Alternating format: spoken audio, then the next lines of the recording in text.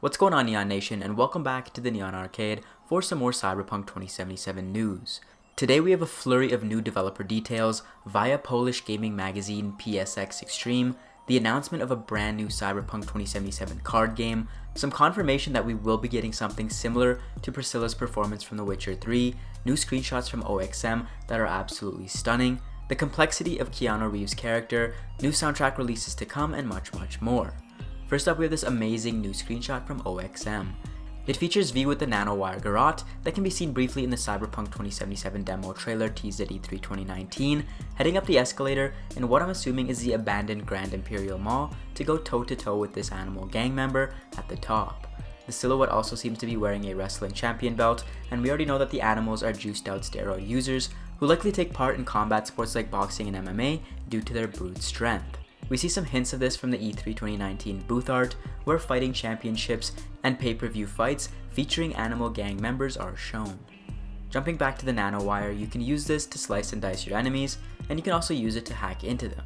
I'm fairly certain RTX is turned on in this screenshot, and the environmental lighting is some of the best I've seen in the game. If you have an RTX card, you're in for a treat. Next up, we have a ton of really cool details from Polish gaming magazine PSX. Reddit user Arise92 did a great summary of some of the new details here, so let's go through them. First, we have the fact that the Badlands is a very hostile place, and much of the flora and fauna have gone extinct. Out in the Badlands, we have the Wraiths and the Aldecaldos, who have their own conflict and wars going on. The Wraiths are up to no good, but the Aldecaldos will be more receptive to the player. Now, a while ago, Raph and Shiv and the Aldecaldos were confirmed for being in the Badlands, but it's unclear if Raph and Shiv are still in there, or the Wraiths are actually Raph and Shiv, since the fact that you can't trust them and they're aggressive matches the description of Raph and Shiv. Next, we have details that the level of your attributes, like Strength, Reflex, Cool, and Intelligence, will allow you to install certain chips only available to those specific attributes. Perks can also be passive or active, and some can only be activated in the confines of certain conditions. When it comes to your apartment, you will be able to check localized networks since cyberspace is quarantined off by the Black Wall, and your apartment is vital to the storyline and a lot of meetings will take place inside of it. According to the article, the sore spots in the game are the AI and the driving, and they're hoping it gets polished before release. When it comes to breaking the law, there won't be jail like we've previously speculated, and stolen cars and bikes won't be stored in your garage, but the ones you've purchased will. Looting is important for crafting weapons and armor, and there will be collectibles to find in-game. Installing certain chips will help you find secret stashes, and NPCs will also give you hints to where you can find certain collectibles. Animals are pretty much non-existent due to pandemics, but you'll likely see some pets owned by the wealthy elite. I'm low-key super looking forward to seeing if the Voodoo Boys have hyenas, and if the hotshots of Night City have jaguars like in some of the images we've seen. New Game Plus is something being worked on, and side quests will have a notable impact on the story and will influence the ending we get. Next, we have details from CD PROJEKT RED that they've worked in conjunction with CMon Games to create a Cyberpunk 2077 card game called The Afterlife. Designed by award-winning game designer Eric M. Lang, the game will allow players to become fixers, who are the data brokers and mastermind middlemen in Night City who recruit cyberpunks, equip them with gear, and send them out on missions. Players need to balance between what they want and what they can afford, and it will utilize an innovative drafting mechanic and special dashboard. Players will decide what cards they want to buy and which to sacrifice for funds in order to purchase new ones.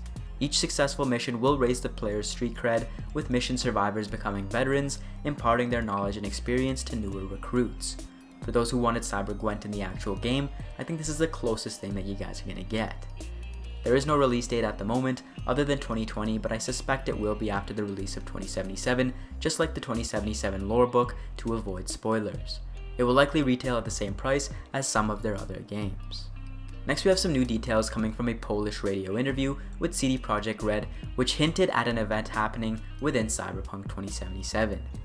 Antiradio.pl stream was translated by fans, which teased a Cyberpunk 2077 version of Priscilla's concert from The Witcher 3, but on a much larger scale. I'm willing to bet it's a samurai rock concert or performance of some sort, possibly featuring Keanu, as he is the rocker boy Johnny Silverhand.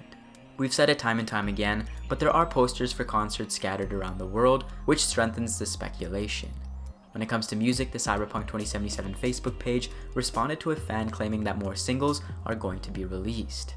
Never Fade Away and Black Dog are apparently on the Samurai EP, so maybe one of these songs will be released next.